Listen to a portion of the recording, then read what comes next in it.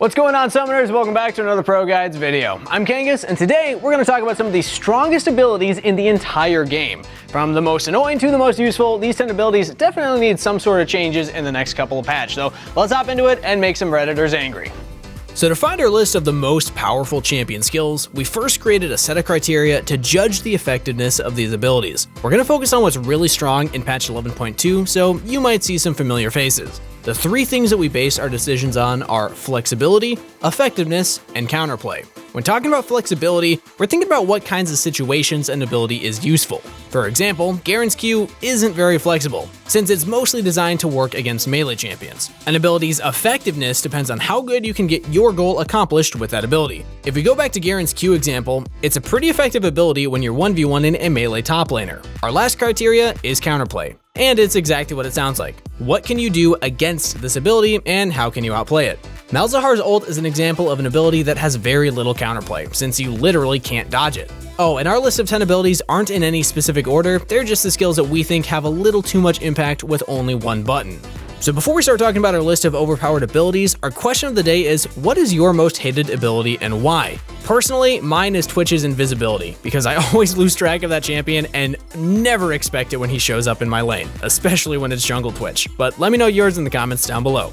Okay, so the first ability on our list belongs to one of the best enchanters in the game. Most of Lulu's kit can be used on both her allies and her enemies, and her W is easily one of the best abilities in this regard. She can either whimsy one of her allies, giving them one of the best buffs in the game, or she can hard CC an enemy by polymorphing them into a literal little toad for up to 2.25 seconds. Looking at its flexibility, Lulu's W is literally two skills in one. She has an answer for every single situation, and deciding if you want to buff your AD carry or polymorph the enemy's Zed is probably the hardest part about playing the champion. Lulu gets a pretty bad rep, and a lot of people think that she's just an easy champion to play. If you think a bad Lulu is annoying, just wait until you see somebody who saves their W for the perfect situation. This flexibility is also a factor in how effective the ability is. If your AD carry is super fed, you can pretty much just always buff them, giving maximum stats for the least effort. Because Lulu's W isn't a skill shot, she never loses any effectiveness unless she just misclicks somebody. There isn't much counterplay to point-and-click abilities, which means that Lulu's Whimsy and Polymorph is one of the best skills in the game. We definitely feel like it could use some nerfs or maybe shift strength into some of the other abilities, but the problem is that Lulu does have the potential to be a solo laner, and her W is really the only skill that needs an ally to make full use of. So our suggestion is to increase the cooldown on the ability, which will mean it's up less often in important situations. Our next ability is one that you probably could have guessed would be on the list, Yasuo's Wind Wall. And it's the ability that players were most surprised about when he was first released all the way back in 2013. Wow, that was 8 years ago now. Regarding Wind Wall's flexibility, it's extremely useful against completely deleting important projectiles. Hooks, Ashe ults, or ultimates, you name it. The one thing holding a Yasuo back is their reaction time. Even if you're facing a melee champion, you'll eventually run into some sort of skill shot or projectile that you can block in the game. Looking at Wind Wall's effectiveness, it's one of the most polarizing abilities when looking at matchups. Yasuo can totally win certain matchups just based on how he uses his wall. This makes it a pretty effective ability, and it's up to Yasuo to mess it up if you want to all in him. These are pretty much the same reasons for making Yasuo's Wind Wall an ability with little counterplay. Luckily, you can bait out the wall with certain skill shots, and you'll need to do this in order to win the game with certain team comps. For example, you should try and bait the wall with a Thresh Hook if you know that Ashe is looking for an ult. I think the best nerf to Yasuo's Wind Wall would be changing how the actual ability works. Right now, it blocks on both sides of the ability, but we think it would add a little bit more depth if you had to face it the right way in order to block something. It's also messed up that the edges of the wall can hit a projectile and make them completely disappear. The next ability that we'll talk about is a newer one, Seraphine's Ultimate. This ability is literally just a better version of Sona's. Longer range, it's a charm, and it has insane synergy with her kit. Seraphine's ult isn't necessarily flexible, but its effectiveness is through the roof. It might be the best follow-up engage in the entire game, bouncing off your teammates and making it stupidly easy to hit multi-man charms. Even if you don't have a tank to follow up with, you can look for ults the same way you normally would to start off a fight or just peel for your team. Unlike Sona, who needs to put herself in harm's way to land a good ult, Seraphine can just follow up on her own CC for the best use. If you land 1 or 2 casts of your E, you'll never miss this. An easy nerf would be to only extend the range of this once or maybe 2 to 3 times, but the fact that it extends off of all teammates and enemies makes this busted. Moving on to our next ability, Evelyn's ultimate is an iconic part of her kit. In our opinion, it's a bit too good at what it does though, making it one of the best abilities in the game. Speaking of flexibility, Last Caress has a good amount of it. Not only is it great for executing enemies, it's also great for escaping tight situations with its instantaneous blink. It's also one of the best smite combos in the game, and you can secure Baron at around 1.3 to 1.6 HP depending on how fed you are. Because of how insane the execute damage is, her ultimate is probably one of the strongest assassin ultimates in the game. After charming a squishy target, their lowered magic resist makes it impossible to survive your ult without any help. Dealing high damage and instantly escaping is exactly what you want in an assassin, which places it highly on the list of effective abilities.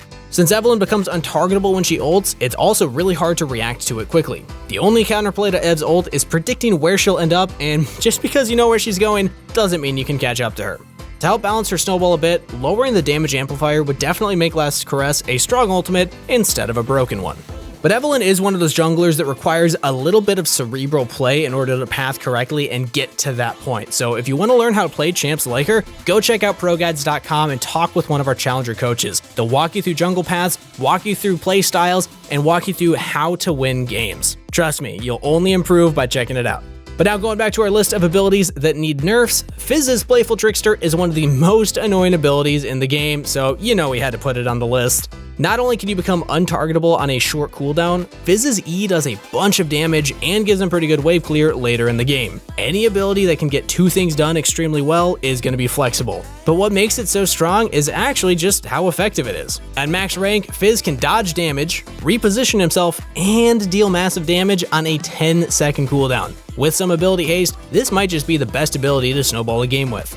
Luckily for us, there is a bit of counterplay to Playful Trickster. You can focus him down after he uses it, but even that becomes a lot harder once he finishes his Zhonya's. Like most of the abilities on this list, a small increase in cooldown would really help balance Fizz's E. It's crazy that he can use his E, Zhonya's, and then E 1 second after the stasis is finished. You didn't know that math before, but now you do. Coming in at number 5, NUNU'S biggest snowball ever has got to be one of the most annoying ganking abilities in the game. It totally changes the way that he jungles, and his ganks are just so easy to pull off because of how fast he can come in through the lane.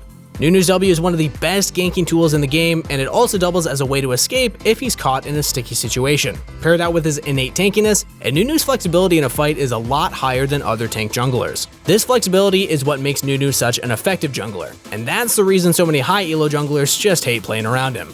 Unfortunately, there isn't a lot of counterplay to NUNU, especially if he takes Phase Rush. If you manage to dodge his snowball, his other abilities still let him follow up and CC you anyways. This makes NUNU'S W the perfect engage tool since it'll probably work out even if you miss it.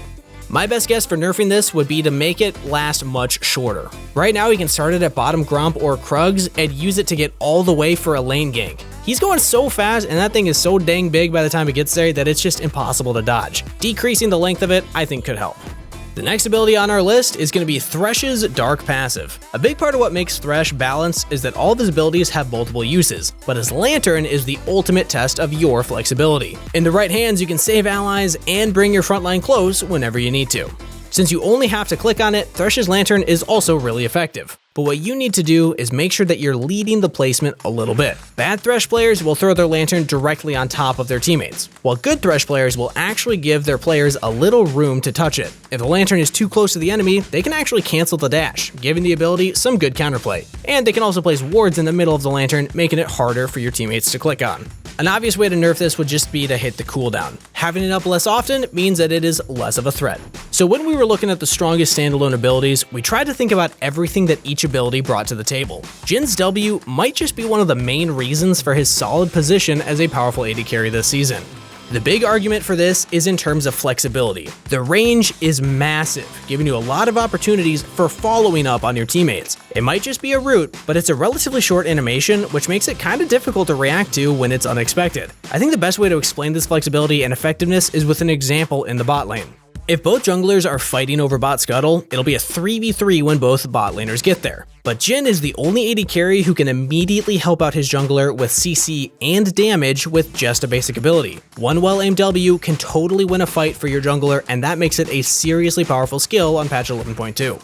Even with all of its strengths, it has a lot of counterplay as well. You can block the root, and it's pretty easy to dodge if you know it's coming. The only issue is that Jin can shoot his W from over a screen away, which makes it pretty much impossible to punish him if he's just supporting his teammates.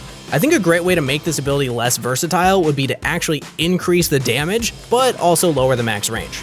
Moving on to one of the strongest mid laners in the game, Galio's W is an insane skill that's even better than a lot of ultimates in the game.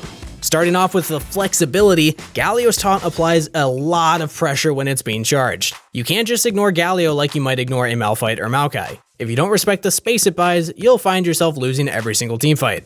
Because you need to react to Galio's W, it's a tool that can engage and disengage. You can ult into the backline and CC some squishies, or you can just protect your team by creating a glowy shield with your wings. This makes him a highly effective peeler, damage dealer, and tank. Luckily for us, Riot removed the ability to flash while charging your taunt, so there's a lot more counterplay than there used to be. Even if Galio can't instantly taunt you, the pressure he applies is enough control to make him useful. The best way to beat Galio is to just cancel his taunt with a silence like Soraka's E or Victor's ult. But if we're looking to nerf it, I think he shouldn't be able to charge it for so long. The fact that he can just hold it and zone for a couple seconds is kinda what makes it so strong to begin with. And the last ability that we'll talk about is Echo's ultimate, Chrono Break. It's hard to imagine Echo without this iconic ability, and it's just League's get out of jail free card with a heal attached. At level 16, this ult is on a 50-second cooldown, which means Echo can sometimes even get 2 ults off in a fight. While this ult is really good at getting out of bad situation, it's flexible because of how much damage and healing it does. The best Echo ults will save him, deal some extra burst damage, and bring his health up at the same time. The reason Echo's ult is so powerful is because there isn't a lot you can do to stop him. It's kind of something that you just have to play around. If Echo dies without using his ult, it's usually his fault for not respecting your CC. I think a great way to nerf this is to lower the healing by a bit. I mean, you're already getting out of danger, so I don't think you need to get that much health back from it, but let me know your thoughts down below. And that's going to be everything that we have for our list of 10 abilities that need nerfs on patch 11.2. If you enjoyed the video, don't forget to sub to the channel as we're releasing new videos about League of Legends updates, patches, and tier lists constantly. Also, don't forget to answer a question of the day in the comments down below, but with nothing else to say, thanks for watching everybody, and as always, best of luck on the Rift, stay hydrated, and I'll see you in the next one.